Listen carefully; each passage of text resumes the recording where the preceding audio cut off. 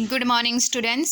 सिद्धि हिंदी विद्यालय के इस online classes में आप सबका हार्दिक स्वागत है।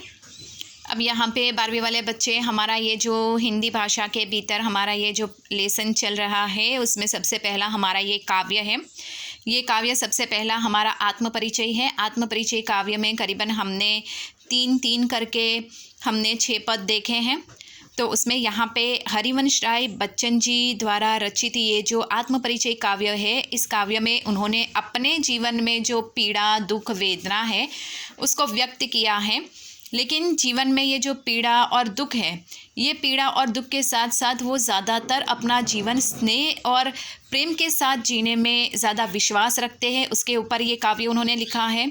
कल हमने जो पढ़ा उसमें हमने थोड़ी बहुत रिवीजन कर लेते हैं कि उसमें उन्होंने हमें बताया कि जैसे कि यहाँ पे संसार में ऐसे ज्ञानी लोग भी रहते हैं जो लाख कोशिश करने के बाद भी आगे नहीं आ पाते हैं। क्यों नहीं आ पाते हैं? क्योंकि वो अहंकार वश होते हैं। उनको ऐसा लगता है कि मैं बहुत ज्ञानी हूँ, मुझे किसी और के ज्ञान की ज़रूरत नहीं है। कल ही मैंने आपको बताया कि बहुत पढ़े लिखे होने का मतलब किसी भी वस्तु, ऐसा नहीं कि पढ़े लिखे ही, लेकिन किसी भी वस्तु का अहंकार हमें नहीं करना चाहिए।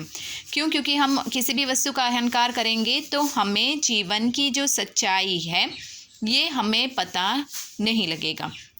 अर्थात जीवन में हमें हमेशा ज्ञान जो होता है वो सब जगह से प्राप्त होता है। ठीक है, ये एक हमने देखा था। उसके बाद उन्होंने बताया कि संसार किस प्रकार से चलता है, संसार की जो प्रशंसा करते हैं संसार उसी की ओर आगे बढ़ता है। अब यहाँ पे आगे वाला ये जो पद है बच्चों, हम वो देखेंगे कि मैं और यहाँ पे और बोलने के बाद वो रुक जाते हैं। मैं और जग और कहाँ का नाता, मैं बना बना कितने जग रोज़ मिटाता, जग जिस पृथ्वी पर जोड़ा करता वैभव, मैं प्रति पग से उस पृथ्वी को ठुकराता। अब यहाँ पे सबसे पहले इस पंक्ति में बताया गया है कि हरिवंश राय बच्चन जी कहते हैं कि मैं, फिर वो बोलते बोलते रुक जाते हैं, मेरा और, फिर वो वापस बोलते हैं कि मेरा और इस जग का क्या नाता। नाता यानी संबंध हो सकता है, जग यानी संसार, विश्व, दुनिया। तो मेरा और इस दुनिया का क्या रिश्ता हो सकता है। मैं बना बना कितने जग रोज़ मिटाता। दूसरी पंक्ति में हरिवंश राय बच्चन जी कहते हैं कि मैं तो अपने स्वप्न में ही बहुत सारे ऐसे अलग सी दुनिया बनाता हूँ और रोज़ उसको मिटाता हूँ। मुझे ये जग और संसार की क्या पड़ी हुई है, मैं उसकी परवाह भी नहीं करता, मैं उसके साथ जुड़ता भी नहीं हूँ। मैं तो हर रोज़ अपने स्वप्न में, अपने ख्यालों में एक नया संसार बनाता हूँ और मिटाता हूँ। जग जिस पृथ्वी पर जोड़ा करता वैभव, मैं प्रति पग से उस पृथ्वी को ठुकराता। यहाँ पे हरिवंश राय बच्चन जी कहते हैं कि ये संसार जो है वो मोह माया से भरा पड़ा है, वैभव सुख सुविधाओं से जीने वाला है। ये संसार सुख सुविधाओं को एकत्र करता है, संग्रह करता है, लेकिन मैं ऐसा नहीं करता। तीसरी पंक्ति में उन्होंने बताया कि जग जिस पृथ्वी पर जोड़ा करता वैभव, संसार जो सुख सुविधाएं एकत्र करता है, धन दौलत एकत्र करता है, लेकिन मैं उसको ठोकर मारता हूँ। क्यों? क्योंकि मैं प्रति पग से उस पृथ्वी को ठुकराता। मैंने इन सब सुख सुविधाओं को ठुकराया है। क्यों? क्योंकि मैंने अपने जीवन में स्नेह को स्थान दिया है। इसके बाद आगे हम देखते हैं, मैं निज रोदन में राग लिए फिरता हूँ, शीतल वाणी में आग लिए फिरता हूँ। हाँ, जिस पर भूपो के प्रासाद न्योछावर, मैं वह खंडहर का भाग लिए फिरता हूँ। अब यहाँ पे हरिवंश राय बच्चन जी ने बहुत अच्छी बात बताई है कि मैं निज रोदन में राग यानी स्नेह। जीवन में सुख और दुख दोनों होते हैं। जीवन को बिताना ही है तो क्यों ना हंसते हुए बिताए।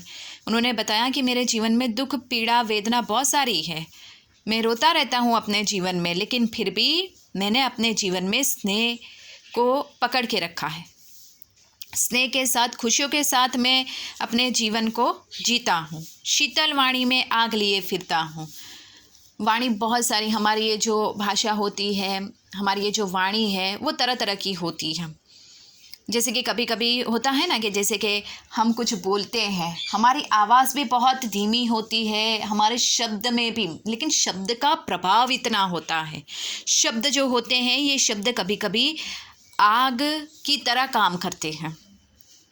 कभी कभी होता है ना कि मैंने आपको बताया कि हाथ चलाने की भी ज़रूरत नहीं पड़ती है, लेकिन इंसान की ये जो ज़बान होती है, ये जो जिह्वा होती है, वो कैंची की तरह चलती है। हम कहते हैं ना, लेकिन कैंची यहाँ पे उसको चलाने के लिए तो हमें हाथों की ज़रूरत पड़ती है, लेकिन ये ज़बान है वो बिना यहाँ पे उसके किसी भी चीज़ की ज़रूरत नहीं पड़ती। उसमें हड्डी नहीं होती, वो जैसे तैसे मुड़ जाती है।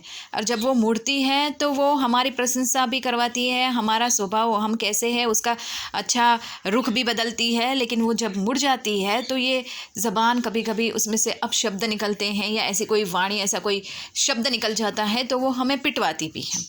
तो बिल्कुल उसी प्रकार से हमारे यहाँ पे उन्होंने बताया कि मेरे पास जो वाणी है उसमें भी ये शीतल वाणी है, धीमी वाणी है, लेकिन फिर भी वो एक आग का काम करती है। कभी कभी हम लोग दुनिया की सच्चाई बताने का, अर्थात किसी को, किसी भी सामने वाले व्यक्ति को उसने जो गलत किया है उसके बारे में हम उसको बताते हैं तो उसको थोड़ी सी तकलीफ़ होती है, जलन होती है। तो उस प्रकार से यहाँ पे उन्होंने बताया कि मेरी जो वाणी है उसमें स्वर धीमा है, शब्द भी बिल्कुल शांत है, लेकिन फिर भी सामने वाले को वो आग की तरह लगती है। हाँ, जिस पर भूपों के प्रासाद न्योछावर, भूप यानी राजा, प्रासाद यानी महल, मैं वह खंडहर का भाग लिए फिरता हूँ। नीचे वाली पंक्ति को पहले देखेंगे, मैं वो खंडहर का भाग लिए फिरता हूँ, अर्थात मेरा जीवन ये दुखों और पीड़ाओं के कारण खंडहर के समान है, लेकिन मैं स्नेह के साथ अपने जीवन में, खुशियों के साथ अपने जीवन में आगे बढ़ता हूँ। इसके लिए मैं अपने जीवन पे ये जो राजाओं के जैसे महलों में रहने वाले जो लोग हैं, ऐसा वैभवशाली जीवन जीने वाले लोग हैं, ऐसे तो मैं कई राजाओं के महलों को न्योछावर करता हूँ, ठुकराता हूँ। सुख सुविधा, धन दौलत ये महत्वपूर्ण नहीं है। यहाँ पे हरिवंश राय बच्चन ने बताया कि जीवन में स्नेह प्रेम का होना बहुत ज़रूरी होता है।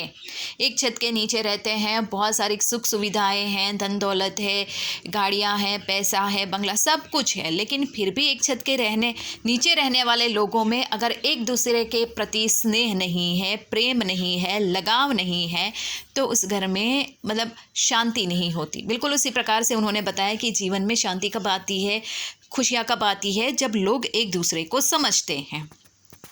आगे वाला पद, मैं रोया उसको तुम कहते हो गाना, मैं फूट पड़ा तुम कहते हो छंद बनाना, क्यों कवि कहकर संसार मुझे अपनाए, मैं दुनिया का हूँ एक नया दीवाना।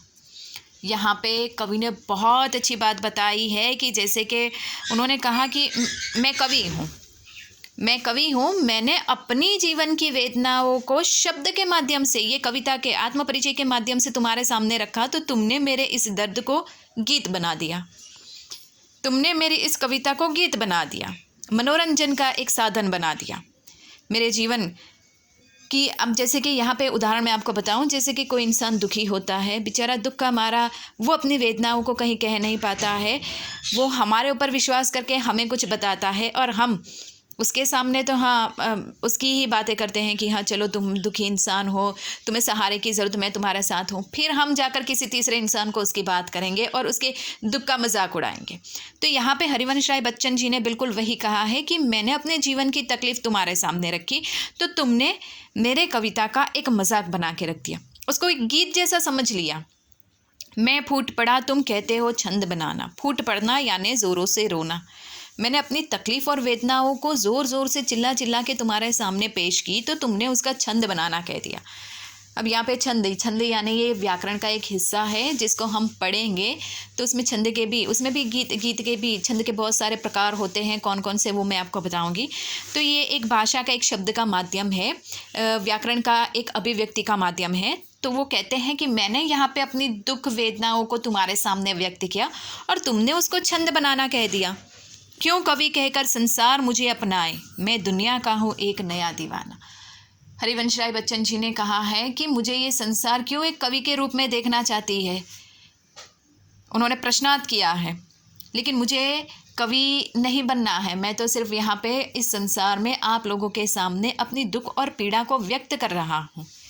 और ये दुख और पीड़ा के साथ मैं तुम लोगों को अर्थात संसार को ये बताना चाहता हूँ कि संसार में तो एक दीवाने की तरह इस दुनिया को जीता हूँ। संसार तो सुख के पीछे भाग रही है, वैभव संपत्ति के पीछे भाग रही है, लेकिन मैं ऐसा नहीं कर रहा हूँ। मैं इन सुख सुविधाओं को ठुकरा रहा हूँ, स्नेह और प्रेम को अपने जीवन में स्थान देता हूँ। मैं तो इस दुनिया में एक नया अलग प्रकार की दीवाना यानी मस्ती में फिरने वाला इंसान हूँ। तो फिर एक कवि के रूप में ये संसार मुझे क्यों अपना रहा है? बच्चों, तो आज हम ना यहाँ तक ये 3 जो है पद, ये 3 तक ही पद लेते हैं। आप उसको ध्यान से सुनिएगा, ठीक है? Thank you.